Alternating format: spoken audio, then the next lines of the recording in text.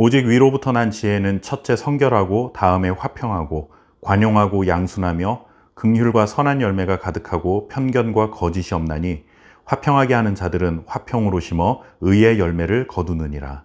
아멘. 듣기에는 좋은데 우리를 망하게 하는 말이 있습니다. 언뜻 듣기에는 다 맞는 말인 것 같지만 결국에는 자신의 욕심을 채우기에 바쁜 거짓된 말 같지 않은 거짓된 말이라고 할 수 있습니다. 반대로 듣기엔 거슬리지만 결국 그것이 참된 말인 경우도 있습니다.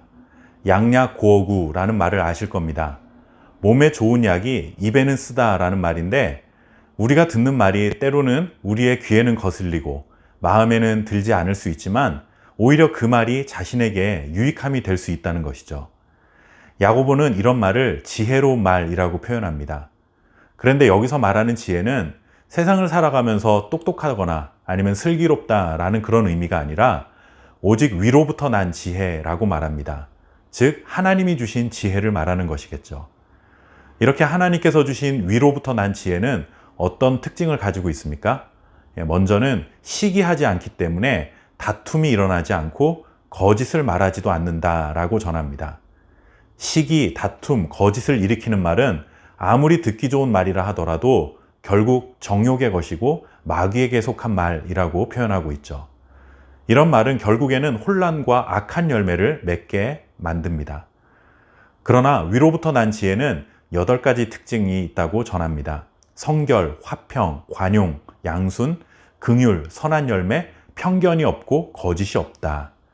이렇게 8가지를 말하지만 크게는 성결과 긍휼이라는 2개로 정리할 수 있습니다.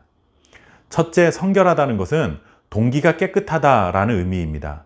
즉, 자신의 이기적인 야심에서 나오는 말이 아니라는 것이죠.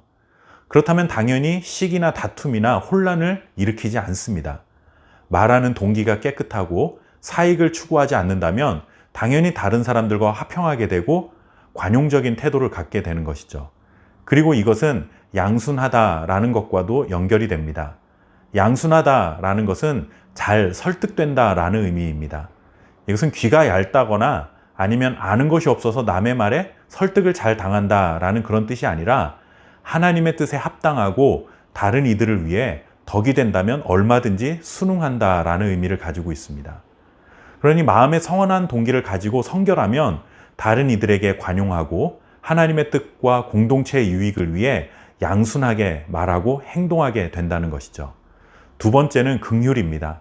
긍휼은 선한 열매를 맺게 만드는 출발점입니다. 하나님께서 죄인들을 긍휼히 여기셨기 때문에 하나님의 자녀라는 열매가 생겨날 수 있었습니다. 긍휼은 곧 사랑이라고도 할 수 있습니다. 곧 사랑은 선한 행위를 통해 또 다른 열매를 맺게 하는 것이죠. 그리고 사랑하면 다른 사람을 편견 없이 차별 없이 대하게 됩니다. 또한 사랑하면 상대방을 거짓으로 대할 수 없게 됩니다. 오늘 야고보서의 말씀을 이렇게 정리해 볼 수 있습니다.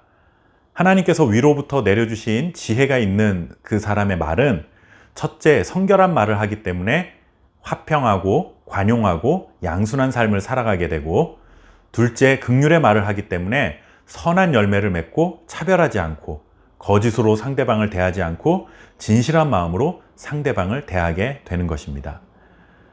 저와 여러분의 말은 듣기에 좋은 말일까요? 아니면 위로부터 난 지혜가 있는 말일까요? 그렇다고 해서 위로부터 난 지혜가 있는 말이 항상 듣기에는 거북스러운 말이라는 뜻은 아닙니다.